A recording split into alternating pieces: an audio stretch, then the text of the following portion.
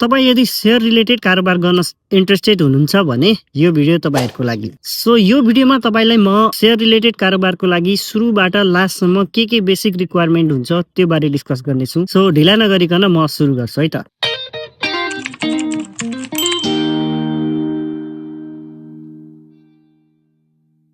So number 1 share कारोबार गर्नको लागि कुनै पनि आइपिओ र एफपिओ को बारेमा जानकारी हुनुपर्छ। आइपिओ भनेको तपाईँको के हो भने कुनै पनि कम्पनीले सबभन्दा फर्स्टमा चाहिँ पब्लिकबाट फन्ड रेज गर्दैछ, फन्ड उठाउँदैछ भने प्रति किता 100 को दरमा इनिसियल पब्लिक अफरिङ खोल्छ, जसलाई आइपिओ भनिएको। त्यसपछि एफपिओ भनेको के हो भनेपछि एकचोटि आइपिओ रेज गरिसकेपछि सेकेन्ड टाइम कसैले मार्केटबाट पैसा उठाउँछ भने त्यसलाई फर्दर पब्लिक अफरिङ या एफपिओ भनिन्छ। यहाँ डिफरेन्ट के हो भने आइपिओ चाहिँ तपाईँले नर्मली 100 को रेटमा प्रति किता कारोबार भएको देख्न सक्नुहुन्छ भने एफपिओ भने प्रिमियममा नै हुन्छ जहिले पनि। शेयर कारोबार त गर्ने भनियो हैन।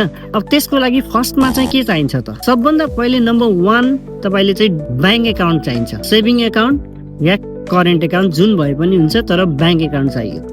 नम्बर 2 डिमेट एकाउन्ट चाहियो। नम्बर 3 तपाईको ब्रोकर एकाउन्ट चाहिन्छ, जसलाई अनलाइनबाट ट्रान्जेक्सन गर्न चाहनुहुन्छ भने चाहिँ टिएमएस अर्थात् trade management system TMS account चाहिँ चाहिन्छ। ब्याङ्क एकाउन्ट भनेको तपाईँको कस्तो एकाउन्ट हो भने कुनै पनि कमर्सियल ब्याङ्क या डेभलपमेन्ट ब्याङ्क नेपालमा भएको ब्याङ्कहरूमा तपाईँले आफ्नो क्यास कारोबारको लागि खोल्ने खातालाई ब्याङ्क एकाउन्ट भनिन्छ।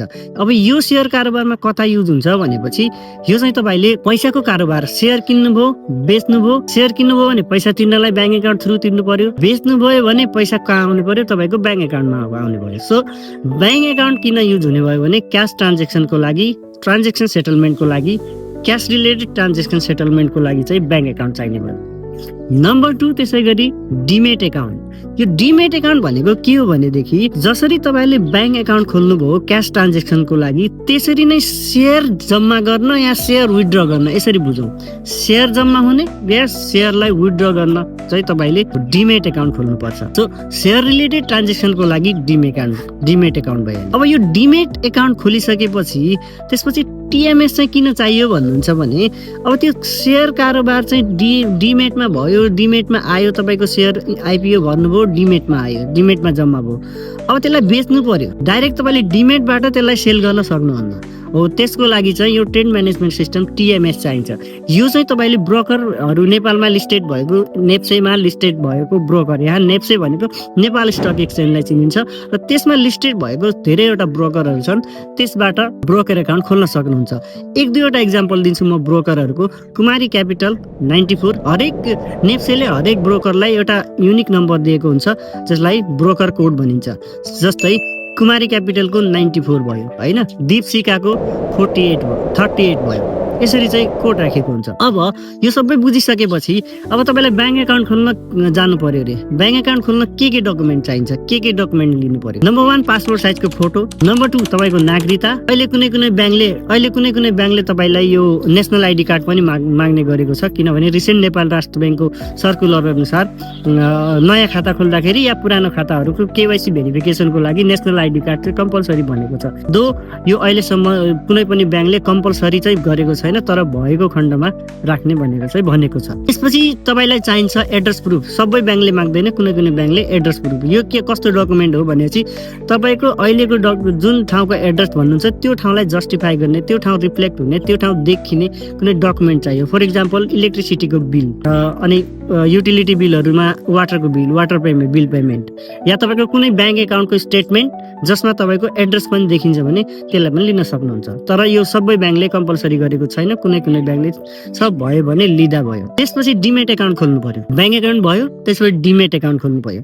डिमेट एकाउन्ट खोल्नलाई तपाईँले ब्रोकरमा जानु पर्यो या धेरैवटा ब्याङ्कहरूले पनि डिमेट एकाउन्ट खोल्छ, किनकि सबै ब्याङ्कहरूसँग ब्रोकर लाइसेन्स छ। सो अहिलेलाई तपाईँले डिमेट एकाउन्ट खोल्नलाई ब्रोकर कहाँ नै जानुपर्छ भन्ने छैन। ब्याङ्कहरूमा, नेपालको कमर्सियल ब्याङ्कहरूमा Kumari bank, NIC Asia bank, sunrise ब्याङ्कमा गयो भने तपाईँले डिमेट खोल्न सक्नुहुन्छ। डिमेट खोल्नलाई के डकुमेन्ट चाहिन्छ? डिमेट खोल्नलाई के चाहिन्छ भनेपछि नम्बर 1 मा तपाईँको नागरिकता चाहिन्छ। नम्बर 2 पासपोर्ट साइजको फोटो। त्यसपछि तपाईँको कार्ड पनि चाहिन्छ।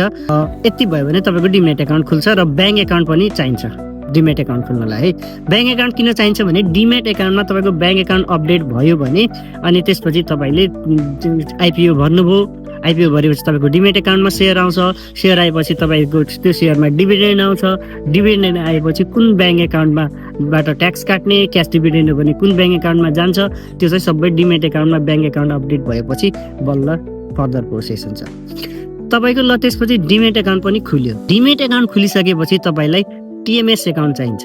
टिएमएस एकाउन्ट किन भनेपछि मैले अलरेडी मेन्सन गरे जस्तै सेयर रिलेटेड ट्रान्जेक्सन गर्नको लागि, किनबेच गर्नको लागि, ट्रेडिङ गर्नको लागि तपाईँलाई टिएमएस एकाउन्ट चाहिन्छ या त्यसलाई ब्रोकर आइडी पनि भन्ने गरिन्छ। अब यो चाहिँ तपाईँले ब्रोकर कहाँ नै गएर गर्न सक्नुहुन्छ। यो ब्याङ्कहरूले पनि ब्याङ्कहरूसँग ब्रोकर लाइसेन्स भएको हुनाले कमर्सियल ब्याङ्कहरूमा गएर पनि बुझ्न सक्नुहुन्छ, खोल्न सक्नुहुन्छ। यसको लागि तपाईँले चाहिँ ब्याङ्कमा आफै ब्याङ्कमा या ब्रोकरमा सेल्फ प्रेजेन्ट हुनु पर्यो। तपाईँको प्यान कार्ड चाहिँ कम्पलसरी हुन्छ, इमेल आइडी कम्पलसरी हुन्छ होइन। अनि त्यसपछि नागरिकता भयो, अनि त्यसपछि तपाईँको एड्रेस भयो, अनि डिमेट एकाउन्टहरू भयो। यो चाहिँ तपाईँको कम्पलसरी हुन्छ तपाईँको ट्रेड एकाउन्ट खोल्न, ब्रोकर एकाउन्ट खोल्नलाई। वन्स तपाईँले ब्रोकर एकाउन्ट खोलिसक्नुभयो, एक्टिभ भइसक्यो भने तपाईँलाई एउटा मेल कन्फर्मेसन आउँछ, तपाईँको युनिक युजर आइडी अनि पासपोर्ट भनेर। अनि यसबारे चाहिँ अब म एउटा डिटेल भिडियो बनाउँदैछु। नम्बर 1 ब्याङ्क एकाउन्ट, विदेश बसेर पनि ब्याङ्क एकाउन्ट, खुसीको कुरा के छ भने अहिले विदेश बसेर पनि ब्याङ्क एकाउन्ट खोल्न सकिन्छ। सो यदि तपाईँ विदेशमा हुनुहुन्छ भने पनि, तपाईँको ब्याङ्क एकाउन्ट छैन भने पनि कुनै कमर्सियल ब्याङ्कमा या डेभलपमेन्ट ब्याङ्कमा अनलाइन प्लेटफर्मबाट ब्याङ्क एकाउन्ट खोलेर त्यसमा डिमेट एकाउन्ट पनि अनलाइन खोलेर अनि टिएमएस आइपिओहरू अप्लाई गर्न सक्नुहुन्छ। इभन तपाईँले ब्रोकर लाइसेन्स, ब्रोकर एकाउन्टहरू पनि ब्याङ्क थ्रु खोल्न सक्नुहुन्छ भिडियो केवाइसी भेरिफिकेसन गरेर। सो यो अर्को भिडियोमा चाहिँ म अब यो च्यानलमा चाहिँ यो फाइनेन्सियल ब्याङ्किङ रिलेटेड इन्फर्मेसनहरू दिनेछु, जसमा फर्स्टमा म ब्याङ्क एकाउन्ट खोल्न सिकाउँछु, अनलाइन ब्याङ्क एकाउन्ट कसरी खोल्ने, त्यसपछि अनलाइन डिमेट एकाउन्ट कसरी खोल्ने, मेरो सेयरको एक्सेस कसरी लिने, अनि त्यसपछि अनलाइन ट्रेडिङ कसरी गर्ने भन्ने कुरा डिटेल भिडियोहरू हरेक भिडियोहरूमा अलग अलग सेपरेट रेस्पेक्टिभ भिडियो आउनेछ। त्यसको लागि तपाईँले यो च्यानललाई सब्सक्राइब गर्नुहोला। सो आजको क्विक रिक्याप गरौँ। त्यसको लागि चाहिँ आज मैले 3टा कुरा भने, ब्याङ्क एकाउन्ट चाहियो सेयर ट्रेडिङको लागि, डिमेट चाहियो र त्यसपछि टिएमएस एकाउन्ट चाहियो। सो यो 3वटा मेन्डेटरी हो। यो तपाईँलाई कसरी गर्ने म तपाईँलाई नेक्स्ट भिडियोमा देखाउने छु। सो अहिलेलाई यो भिडियोबाट बिदा चाहन्छु। थ्याङ्क यू सो मच, हेर्दै गर्नुहोला।